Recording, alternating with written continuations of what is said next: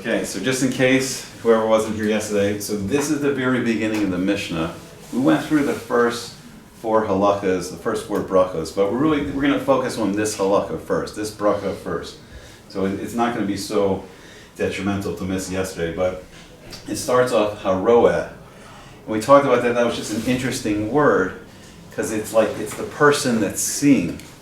And what's so fascinating about this bracha is we're making a bracha just on vision. We're making a bracha like just on our sense of vision when we come to a place. So we talked about yesterday, what we talked about is we're more familiar with like the famous bracha, like, Baruch she'asa nisim lavosenu. What's the rest of it on Hanukkah? Bayamim hachem hazeh. So we talked about yesterday this concept of like there's certain times that Hashem fills with kedusha, fills with holiness. For instance, like Shabbos HaKodesh, the 7th day of the week, is a time that Hashem put kedusha into. And then there's special places. There's a makom.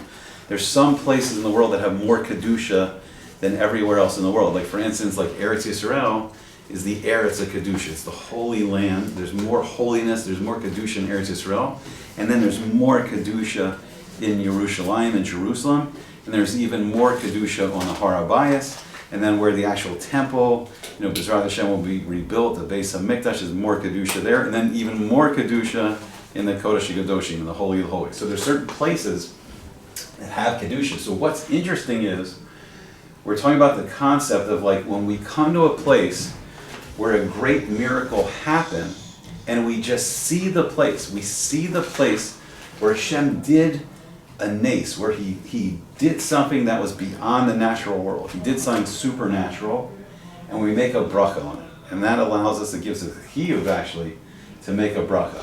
So we say the bracha, so we say Baruch, and then we talked about yesterday, why does the Mishnah just say Baruch? Like we know there's a certain concept we're going to talk about today, that what a blessing has to be.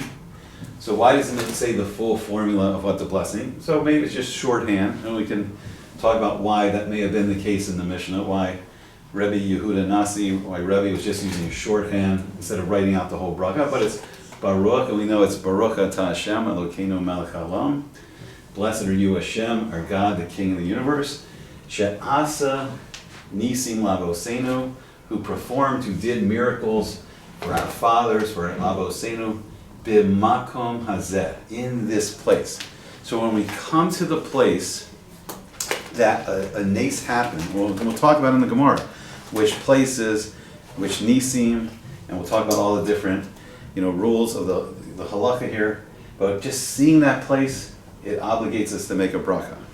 Okay, so that's, we had all our questions, and we'll go, B'ezrat Hashem, we'll make it through this bracha with all the halakha, and we can do a couple of the other brachas from the Mishnah, and we'll take the journey hopefully a couple times. We'll see how long it takes us. So, but we're going to see now what was the Amoraim question. What's the Amoraim? How did they view the Mishnah? We can come up with our questions, which is very important. It's very important that we learn how to ask questions on the Mishnah, because then it's our own personal search for knowledge to answer those questions. But it's also very important to understand what the Amoraim are asking on the Mishnah, because then they're viewing it with a lens where they know the whole Torah. They know the Torah Shabbat Peh. So they're pulling out what's really important from the Mishnah that we may not have that information. So the very first question, what's the first question that the Gemara asks? You guys are allowed to cheat. you look at the Gemara. So we go to the very beginning of the Gemara after the Mishnah. And the very first question is Mana Hani Mili. And it means quite simply,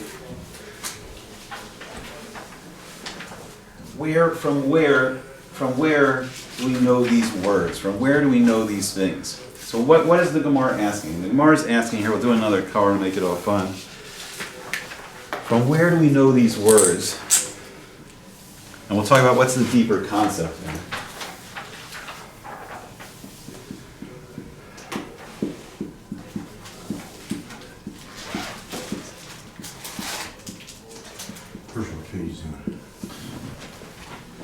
54A1. Say again? 54A1 in the Thank you. Mishnah. Thank you. Right, so 54, 81, just to make it easy to look up. And let's see, in the Gemara, it starts.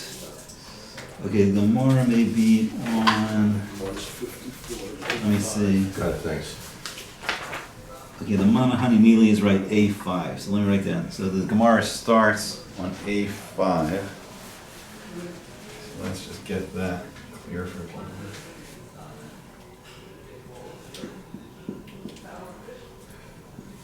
And what do you guys think? What's this Mana Hani Mili? We see it a lot, but what it's doing? What is it asking? Who knows? Who's an idea? Like, what's this asking? No? They're asking why you saying the bracha? That's it, right? It's saying, why do we say this bracha is one question. Why do we say Any bracha. Why do we say any bracha? We go to a place. Okay, so the Jewish people, they cross the Red Sea. What's amazing is we'll talk about it as we get into the specific places. What's incredible is I don't think we know today exactly where was the place where we crossed the Red Sea. I don't think we know exactly which mountain in the Sinai Desert is Har Sinai, incredible as it is. Like the most incredible thing, the most incredible event in all human history, this infinite being spoke to us, spoke to a nation, and we heard Hashem speak to us as a whole nation, and we can't remember which mountain it was. I mean, it's crazy. But that shows you the importance of this bracha. Something supernatural, something incredible happened. Where did we cross the Red Sea? Where did it turn into dry land? It should be like tourist groups all the time. Like, which mountain? We don't even know which mountain is Har Sinai. It says, We're lucky we don't know it. maybe. Because Yeah. we would make 40,000 shrines in the area. There'd be a shrine everywhere. I mean, it would be bad. It would be like Lahavdil. It would be like Disney World on steroids. Disney Like people World be on walking steroids. around like I stood at Mount Sinai. Right. I don't know, the crazy T-shirts, the crazy tourism. Hashem says, I'm not letting Right. you know where it is. Right. So until we can use it properly, we probably don't know. It's interesting. Like we can see, like Lot's wife was turned to salt. Like that would be a great attraction as you go to the Dead Sea. You float in the Dead Sea, you put on the mud, you see Lot's wife, the silver salt. We don't even know where that is. So it's interesting. We don't know where any of these places are, which is interesting. They're all nister. They're all hidden right now. But one question is, why do we have to say this bracha? And then it's an even deeper question. It's very interesting. How do we know we're even supposed to make a bracha on something like this? The Mana Hani Mili, how do we even know we make a bracha, we make a blessing on something like this? So the Gemara is going to say something really interesting. Let me put it up here. Let's see, we'll choose maybe, I have my Isn't red. there something, someplace in the Torah that says if something special happens, you should bless Hashem? So we're going to see, we're going to learn it from a very special person who has a parsha named after him. So let's see, so we're going to start here with Amar Rabbi Yochanan.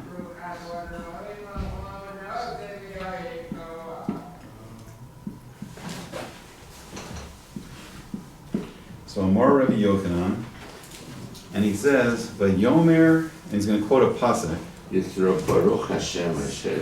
Vayomer Yisro. So Moshe's father-in-law Yisro, Right. he comes, and we'll talk about when he came and what happened. And he said, Baruch Hashem. That's where it all comes from. Where do we know to even say Baruch Hashem? It came from Yisro. And it says, Asher Hitzil Eshem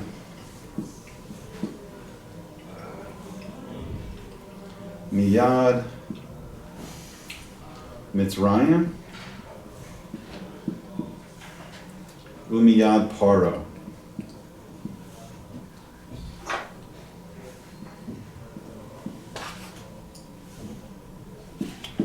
And then it goes on, it says, Asher Hitzil Es Ha'am Mi Tachas Yad Mitzrayim. this, I'll write it down. So this is in Shmos, it's in Exodus,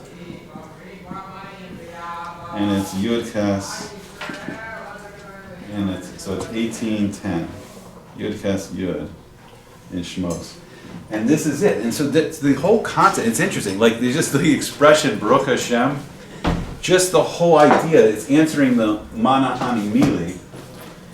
Like, how do we even know to make a bracha just because we see a place where Hashem did a nace? Like, how do we even know to do that? We're not making this up. It's all the Torah we see from Hashem. And to do the halakha, we need to know the source. So the Gemara is constantly wants to know the source. We talked about this before. It wants to know the source. What's the best source? And remember, what's the best source? A pasuk, right? A pasuk from the Chumash is the strongest source we have. We'll take a pasuk from the Nevi'im or the Kesuvim, from the prophets or the writing, if we have to, or rely on that. It's called an asmachta, meaning we rely on that. The strongest is from the Torah, from the Chumash, and then we'll take anything from the Tanakh. And then, what's interesting is then weighted also high is a halakha l'Moshe, a halakha l'Moshe miSinai. A halakha that Moshe received from Hashem, that he heard himself from the mouth of Hashem, transmitted to Moshe, and that's also very, very strong. So the Torah Shabbat Peh transmission is also very strong. And so I don't know how it's weighted. I think in some ways maybe the pasuk from the Chumash is weighted stronger, because it seems like the Gemara is generally going there. But sometimes it's more hidden, it's more nister in the Torah, and we rely on the halakha l'Moshe miSinai. And we have the tradition, especially through the Tanaim and the Mishnah and the Amoraim and the Gemara, that it's being transmitted from Moshe. Okay, so it's interesting. So just even the expression Baruch Hashem, we're getting from Yisro.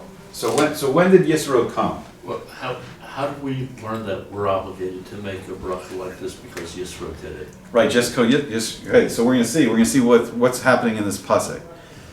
So Yisro comes. When did Yisro come? It's confusing with Yisro in the chronology. He's coming, he's leaving, we don't know when he's showing up. I mean, there's a whole machlokas. Was Yisro there for Matan Torah?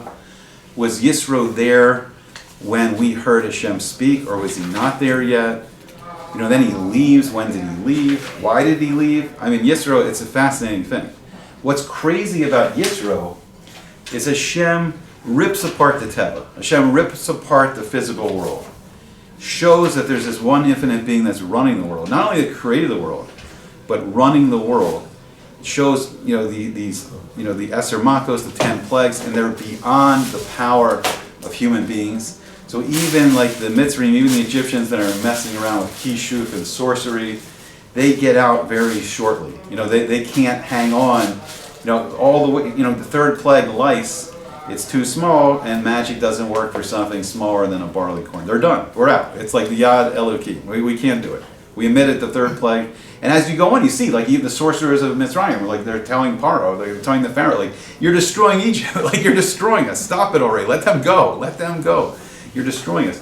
So Hashem revealed his power. Then Hashem showed even greater miracles at the Kriyas Yamsuf. We're going to talk about. That's one of the big nisim that, and it's interesting too, because in our list, we don't have the Makos in Egypt. It's not listing, this is where the plagues happen in Egypt.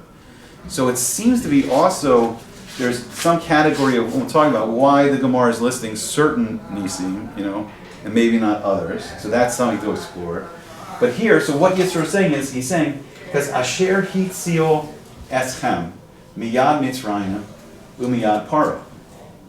And what Yisro is saying, or what we're learning out, or what Rebbe Yochanan is teaching us in this pasuk, is that Yisro is saying that we need to bless Hashem, or Hashem is blessed. Hashem is the source of all blessing. We should make a bracha. Why should we make a bracha? Because Hashem saved you from the hands of Egypt, and the hand of the Pharaoh. So what happens? So we know, right? We know it was the Eser Makos. We know it was the 10 plagues.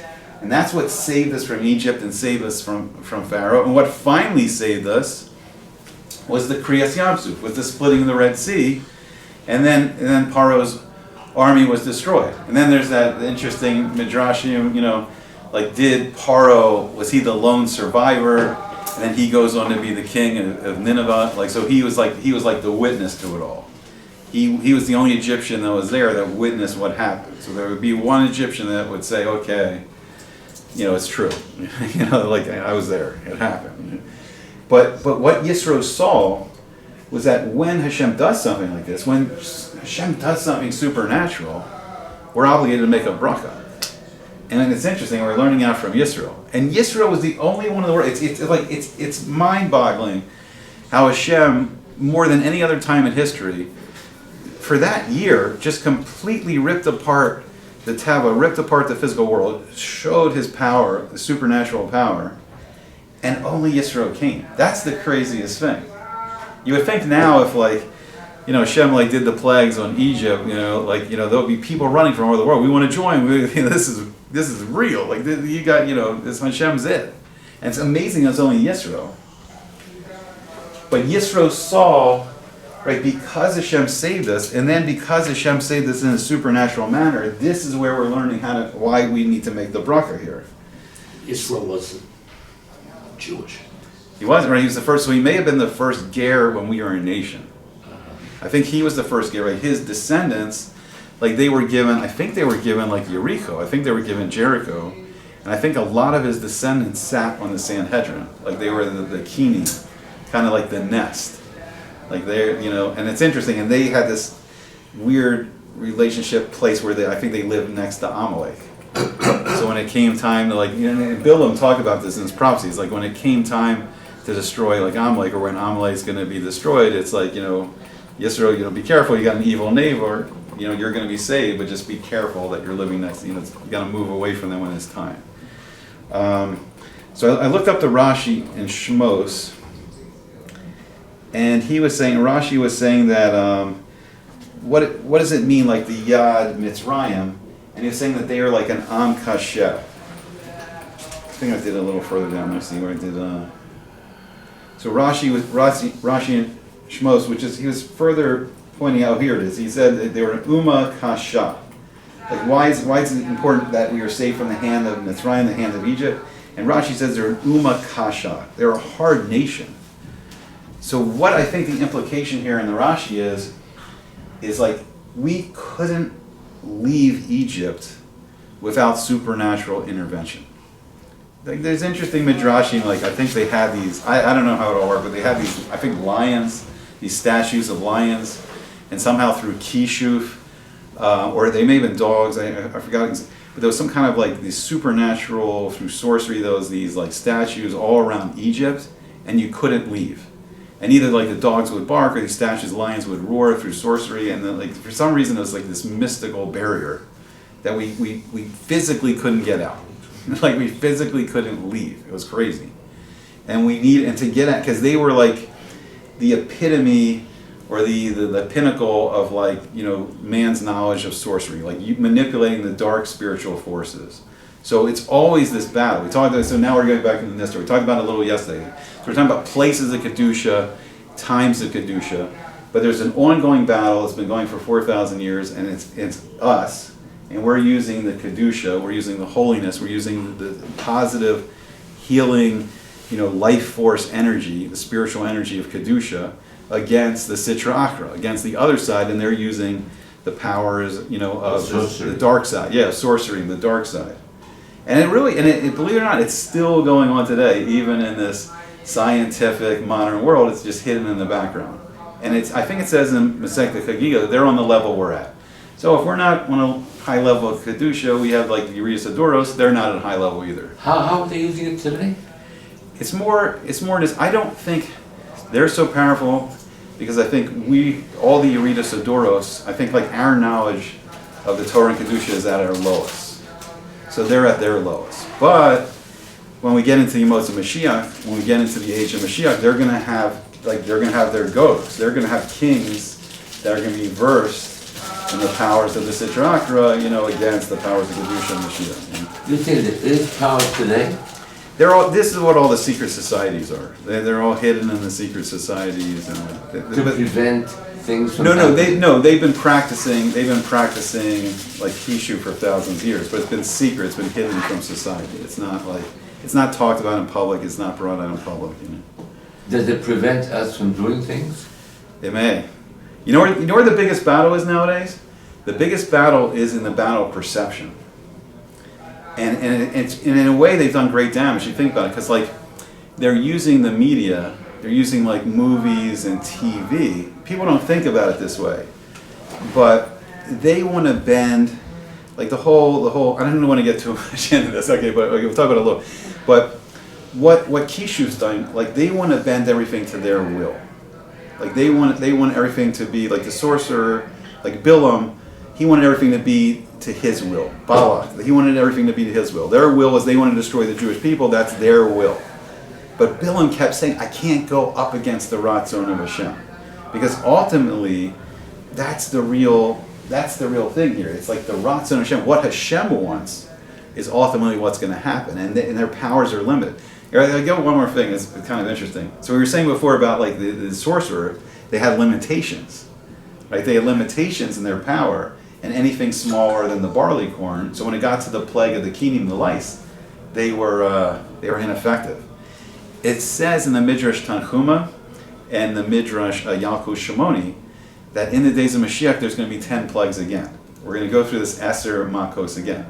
One of them says it's going to be Mitzrayim and all the nations with her, and then one of them says... You mean wipe out? No, 10 plagues on all the world now.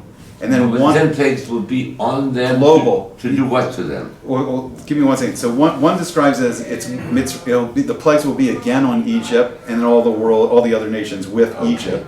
And one describes it as it's going to be on Edom. On Edom. Because Edom's going to be ruling the entire world.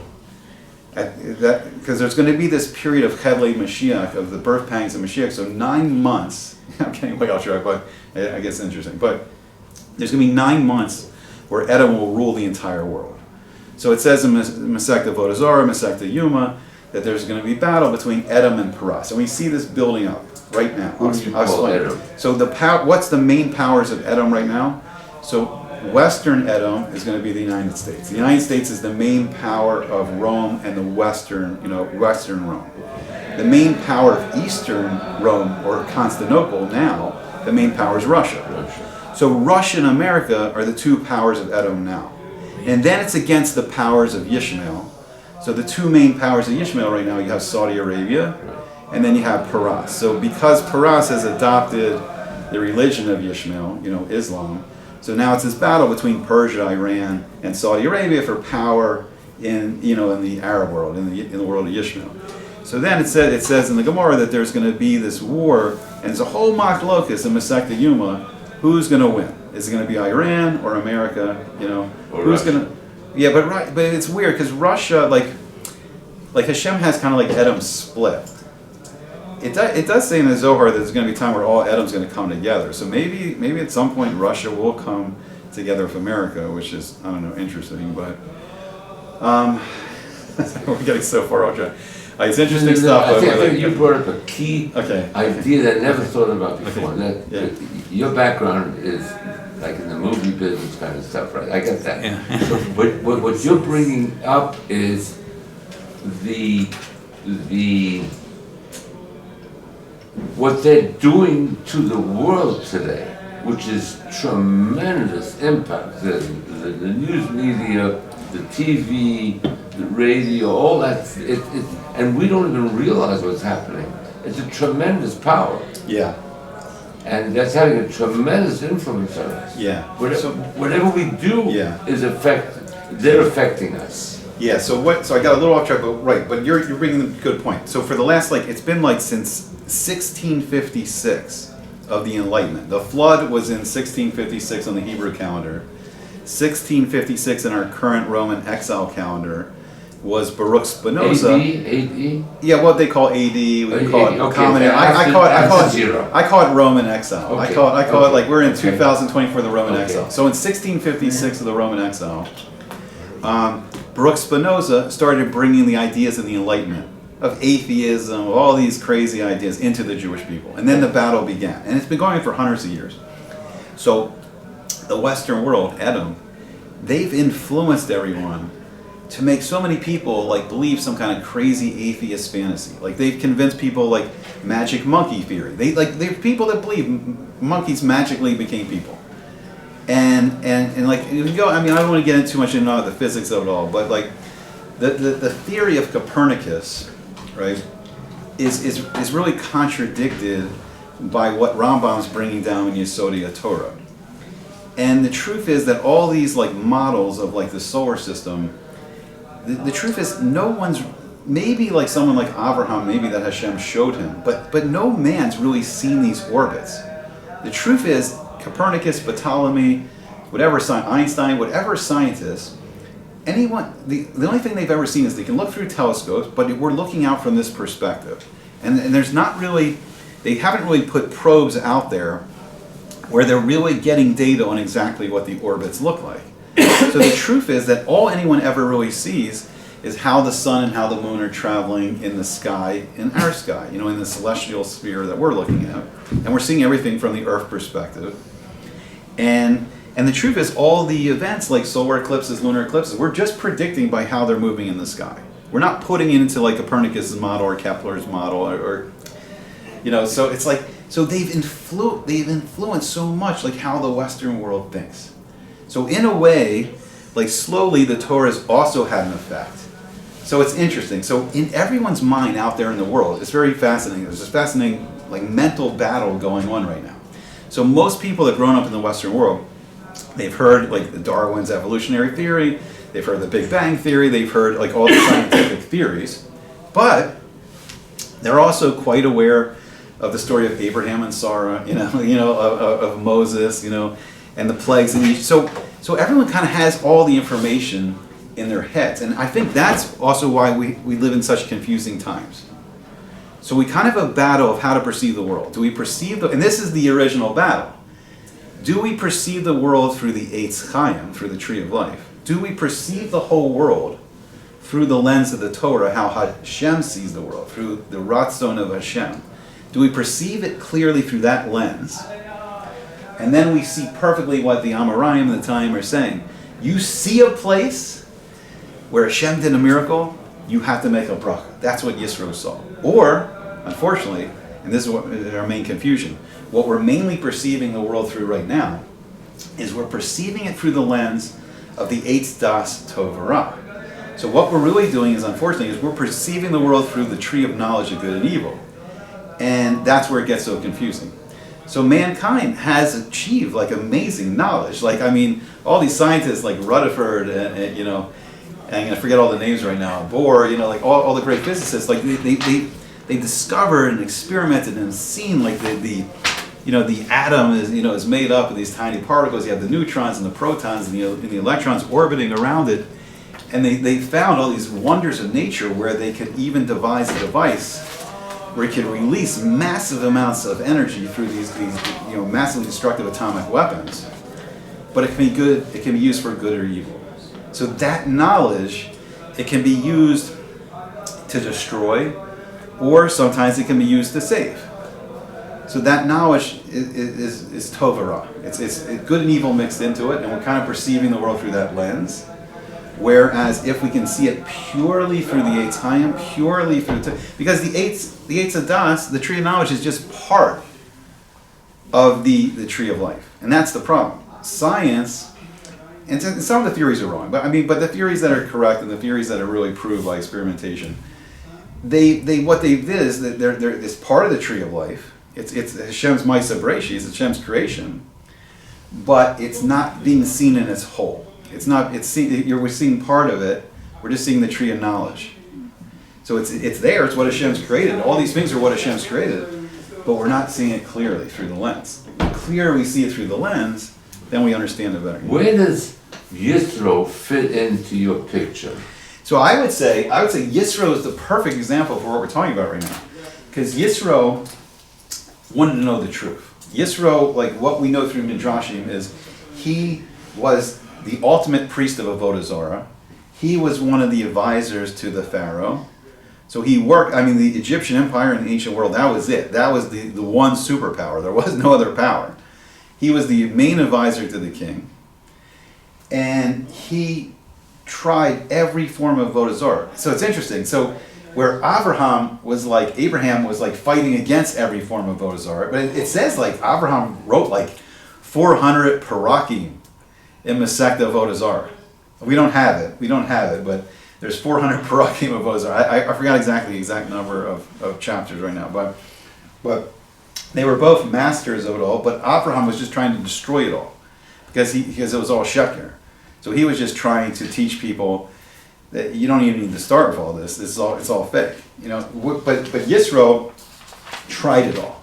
He tried it all. He tried the whole. He knew the entire Eitz Das Torah. He knew the entire tree of knowledge, but then he rejected it when he saw all this.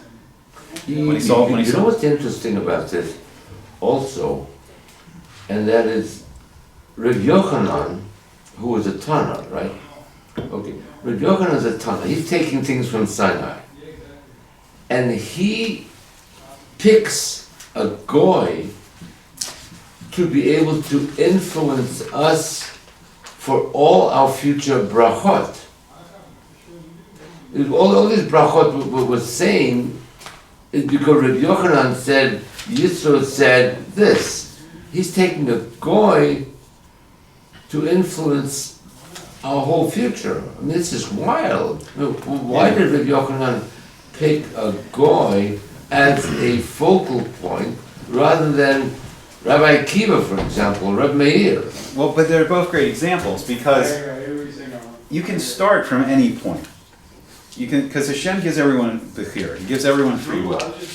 So Yisro tried out every single form of Avodah Zarah, but when he saw it wasn't the truth, he stopped.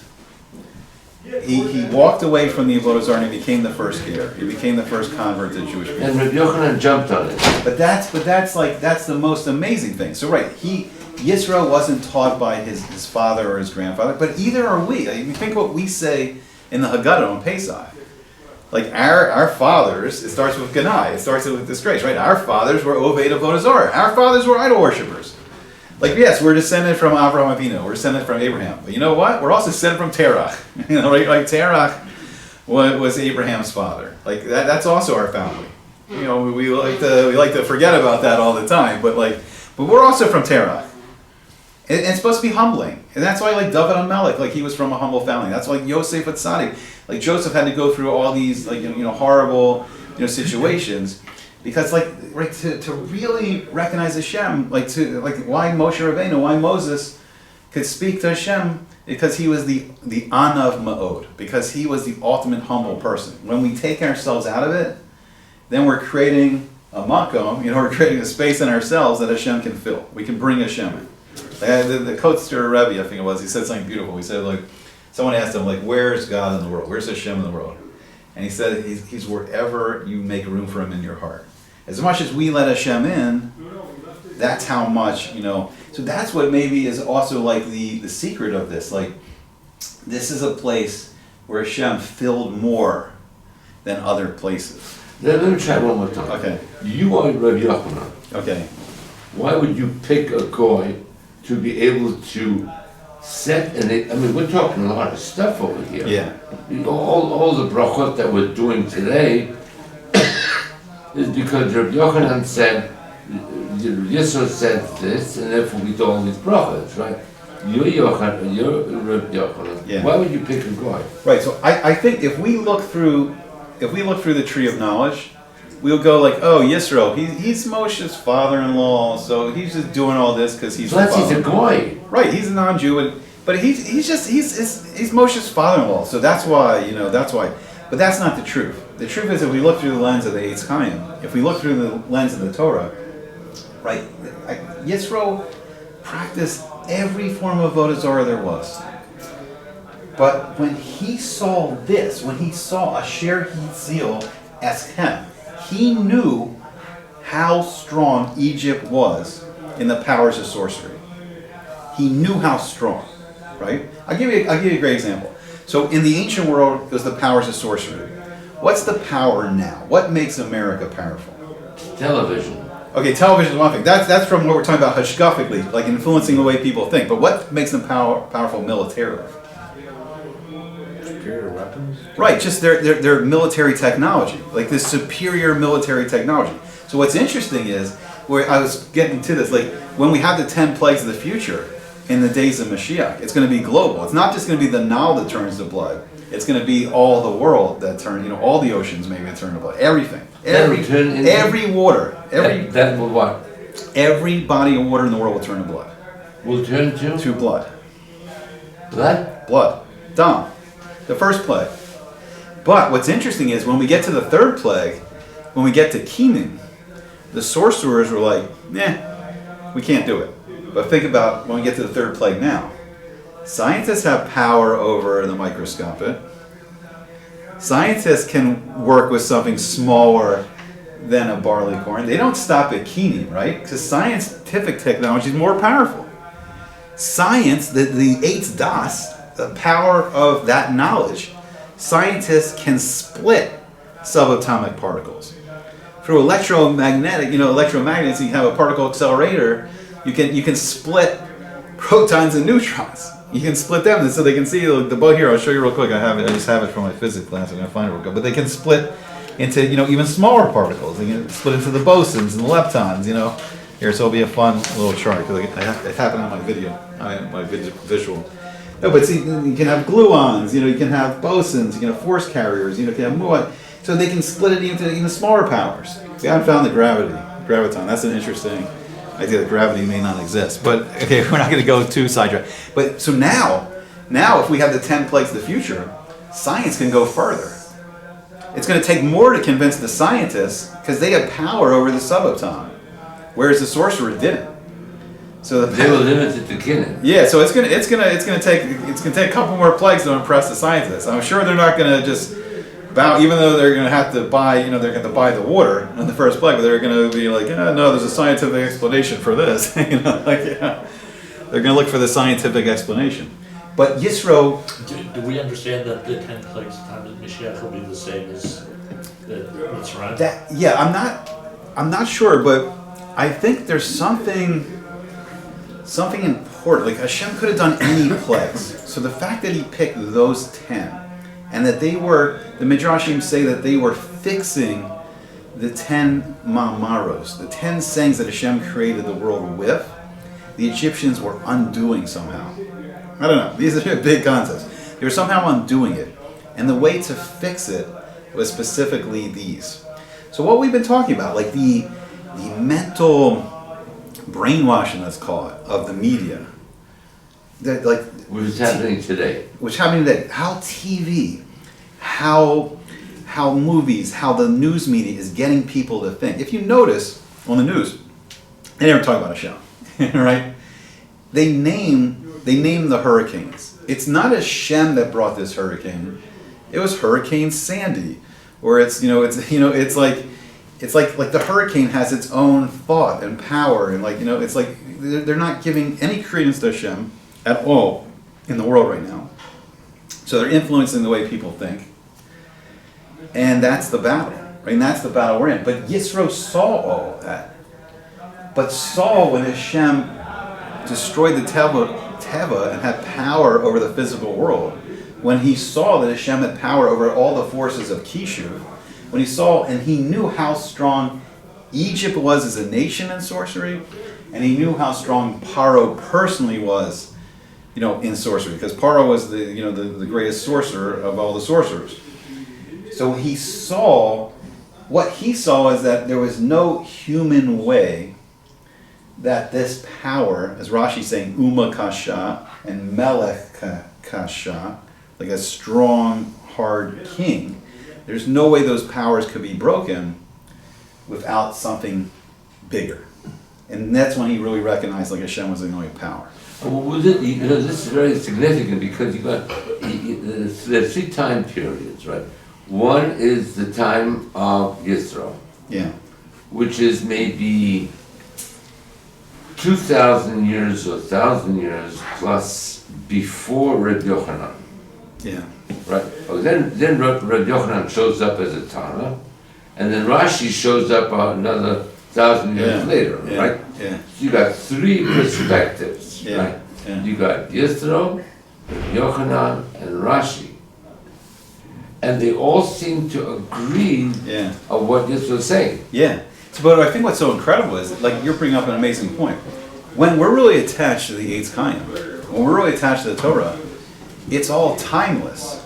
It's all, we're all in the same time. We're here in our time, but what are we discussing? Exactly what you're saying. We're discussing what Yisro said.